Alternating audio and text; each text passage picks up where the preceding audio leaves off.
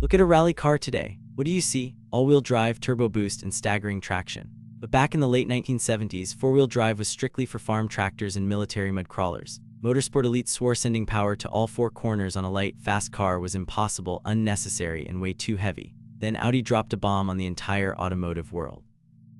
They took a boxy German coupe, shoved a turbocharged 5-cylinder under the hood, hooked up a permanent four-wheel drive system, and obliterated every single rear-wheel drive rally car on Earth. They called it the Quattro, but to real enthusiasts it's known by a much cooler name, the Ur-Quattro. Ur being the German prefix for primordial or the absolute first of its kind, and that isn't just marketing hype.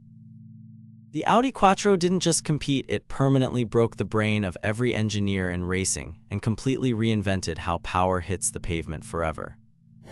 Want to know where this whole revolution actually started? It wasn't in a high-tech racing lab or a fancy wind tunnel. It started in 1977 with a chassis engineer named Jörg Bensinger standing in deep snow, watching a military vehicle make absolute fools out of sports cars. Bensinger was testing vehicles in frozen conditions when he noticed something insane. The Volkswagen Iltis, a slow, utilitarian military jeep, could completely outperform every other vehicle present when the roads turned to snow and ice. Light bulb moment. Bensinger realized if you took that all-wheel drive capability and stuffed it into a high-performance road car, you would create an unstoppable monster. So he pitched the idea to Audi's director of pre-development, Walter Tresser. They grabbed an Audi 80 platform and got to work building a prototype. The industry laughed at the concept of a heavy all-wheel drive sports car, but Bensinger and Tresser saw the future before anyone else had a clue. Fast forward to March 3, 1980 at the Geneva Motor Show. Audi pulls the sheet off the production Quattro and the crowd loses its mind. Underneath that sharp 80s sheet metal, the Quattro, internally codenamed the Type 85, shared its platform and plenty of parts with the coupe version of the Audi 80 B2. But look at those muscular, boxed fender flares. Those characteristic flared wheel arches were styled by designer Martin Smith, giving the car a mean, wide-track stance that looked ready to tear up a mountain path. Add an independent front and rear suspension, and you had a chassis that was light years ahead of the typical live-axle rear-wheel drive cars dominating showrooms at the time. Audi was taking a massive gamble, making a front-engine permanent four-wheel drive layout, the turbocharged power plant for European buyers in late 1980. Nobody had ever put all those pieces together in a production GT car. Now let's talk about the beating heart under that flat hood, because this is where things get glorious. Audi dropped in a 2.1-liter, specifically 2,144cc longitudinally mounted inline-five cylinder engine. It was a 10-valve single overhead cam unit fitted with a turbocharger and an intercooler. Fire it up and you get that iconic, warbling 5-cylinder exhaust note that gives every car guy goosebumps.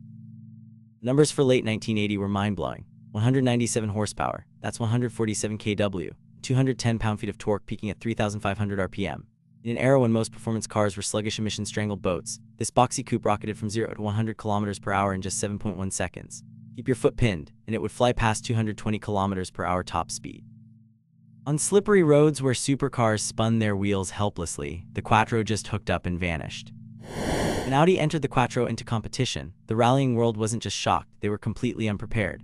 The Quattro was the very first rally car to take advantage of newly changed motorsport rules that allowed four-wheel drive in competition racing, and the result was pure, unadulterated dominance. It won consecutive competitions for the next 2 years, turning rival rear-wheel drive cars into mobile roadblocks. To qualify for the 3-liter rallying class under strict regulation multiplication factors, Audi had to shrink the engine displacement slightly from 2,144cc down to 2,133cc. They bolted on a DOHC 20-valve cylinder head, an oil-cooled KKKK-27 turbocharger running at 14.95 boost, a Lenderer and Reichert air intercooler, and Bosch LH-tronic fuel injection. Output soared to a massive 302 horsepower, 225 kW, and 258 pound-feet of torque at 3,700 RPM. Drivers didn't just steer it, they held on for dear life as it clawed through gravel, mud, and snow like a rabid animal. Back on the street, Audi kept refining their weapon year after year. Early cars had a nasty habit of lift-off oversteer when pushed to the limit, so Audi quickly modified the rear suspension geometry and completely deleted the rear anti-roll bar to keep the back end planted. For 1983, they tossed out the old analog gauges and installed a wild green digital LCD electronic instrument cluster straight out of a sci-fi movie. 1984, handling got a massive upgrade.